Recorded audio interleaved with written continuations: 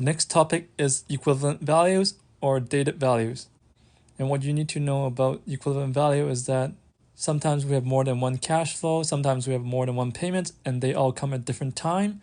And in order for us to compare these cash flow or these payment, we need to convert them to the same time period. And that time period that we need to convert to is called the focal date. And the reason why we need to convert cash flow or payments to the same time period is because of the time value of money. The money that you have is different than the money that you have today. The money that you have in the future is worth less than the money that you have today.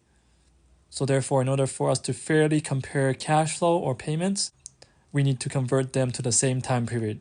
And that time period is called the focal date. And the rule is that if the due date falls before the focal date, if the due date is to the left of the focal date, then we need to convert it to future value. And similarly, if the due date falls after the focal date, then we're trying to find the present value. So if you look at the diagram again, if the due date is to the right of the focal date, so that means we need to discount it, we need to convert it back to present value. So again, if the due date is before the focal date, if your due date is to the left of the focal date, that means we're solving for future value. And the formula for future value is S equals to P times 1 plus RT. So what that means is that in order for us to convert it to future value, we need to take the principal amount, we need to take the present value, and then times it by 1 plus RT to get the future value.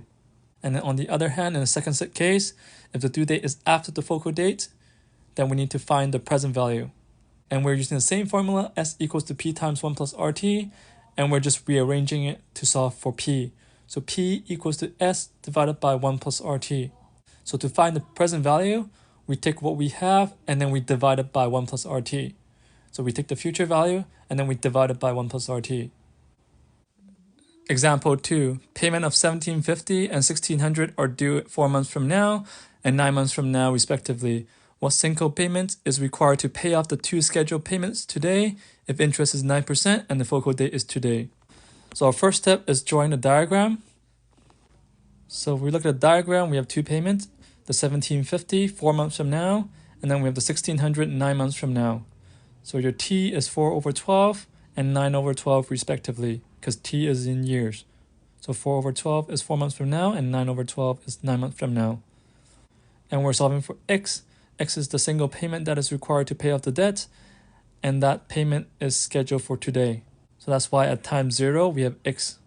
And the question will give you the focal date. The focal date is today, so that's why we put a star at the focal date today, time 0. So once we have drawn the timeline, then what we need to do is convert everything to the focal date. So we know that both the $1,750 and the $1,600 are both to the right of the focal date. So that means we need to discount them to get the present value. So at the focal date, the value of the single payment, X, will equal to the value of the 2 payments of $1,750 and $1,600. And that's what we have shown in the equation. At the focal date, the value of X is just X because X is already at the focal date. There's no conversion needed. As for the $1,750 and $1,600, those 2 payments needs to be converted to the focal date. And the rule is that anything to the right of the focal date, to discount them to present value, we need to divide them. We're dividing them by 1 plus RT. So that's why we have $1,750 divided by 1 plus RT, and then we have $1,600 divided by 1 plus RT, because we need to convert them into the focal date.